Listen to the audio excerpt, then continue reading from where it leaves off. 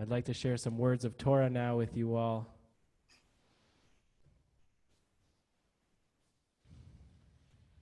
But first to say Shana Tova. May this be a sweet year for everyone. So beautiful to gather here today, beloved community, holy chevre, as we gather for this new year, 5781, scattered across the wavelengths for these holy days. I let out a sigh. I cannot help but feel the enormity of grief we all face. Today we are dealing with a pandemic, the loss of which reaches 200,000 lives in the United States and close to 1 million worldwide. Each life a precious loss. The outcomes of this pandemic include economic devastation, with tens of millions unemployed and 100,000 small businesses that closed down permanently, with more still yet to come. We also face other sorrows, with huge amounts of uncertainty, and the world as we once knew it fractured. We long for family members and friends we cannot visit. The loss of physical connection, hugs and handshakes. The increased anxiety at even going to the grocery store. The weddings postponed, the mitzvah celebrations turned into Zoom mitzvahs. The funerals and shivas from a distance. Even for these high holidays, we have lost the safe ability to freely congregate. Some of us experience this pandemic worse off than others. Some gathered today have lost loved ones. Some have been laid off. Minority communities and those with the least among us have been hit severely worse than others.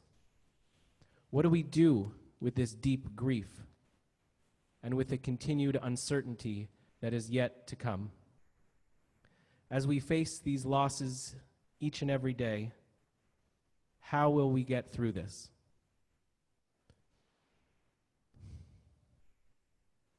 In the Torah portion for Rosh Hashanah this day that we just read, we hear the words of Hagar, the Egyptian secondary wife of Abraham.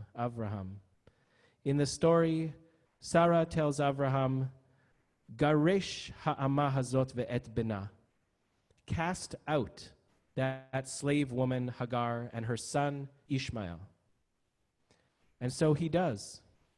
Early the next morning, Abraham sends them off with some bread and some water. Hagar and Ishmael wander about in the wilderness, but their water eventually runs dry. In utter despair, Hagar leaves Ishmael under a bush and sits a distance away from him, thinking, Al ere bemot hayeled. Let me not look as my child dies. Sitting there alone, Hagar bursts into tears. So too does Ishmael. God hears their cries and calls to Hagar, saying, Malach, Hagar, al tir'i.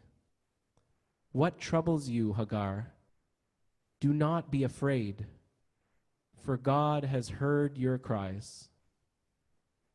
Vayifkach Elohim et eineha. So God opens Hagar's eyes, vatere be'er mayim, and she sees a well of water. She goes and fills her water and gives some to Ishmael. In this potent story of longing, Hagar goes into the depths of her soul, sitting with her grief.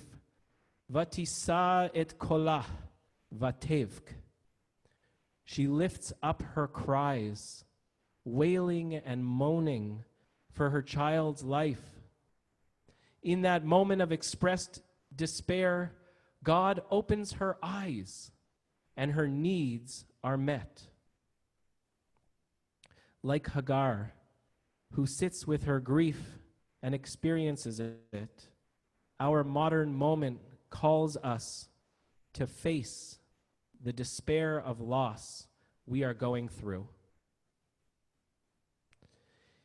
In her surprisingly uplifting book called Healing Through the Dark Emotions, The Wisdom of Grief, Fear, and Despair, the author Miriam Greenspan writes, "The only way to heal is to go straight into the dark parts of ourselves and to make friends with whatever we find there." Oh, we lack much control over our lives. Most acute today, we face how loss, in whatever ways we experience it, could always be but a moment away. Yet, what is under our control is how we choose to live and how we choose to face our grief. Like Hagar once did, we must turn towards our grief and surrender to it. I ask you, what have you lost? What are you grieving in these times? To heal, we must first grieve the loss of life, the increased loneliness, anxiety, and depression, the loss of jobs, and economic devastation. And we must face the heartache that some communities are suffering more than others. To heal, we ought to see the precariousness of our older adults who are at greater risk, and be humbled at how essential workers at hospitals, in grocery stores, caregivers and educators of our children are all those on the front lines of this pandemic are risking their health for the greater good. We must make friends with these waves of grief born from within and without. In facing the heartache, we can heal hearts and transform. In Greenspan's words, grief work is not a return to the pre-loss status quo. People do not get back to normal after any profound loss. Grief is an opportunity not for resolution, but for transformation.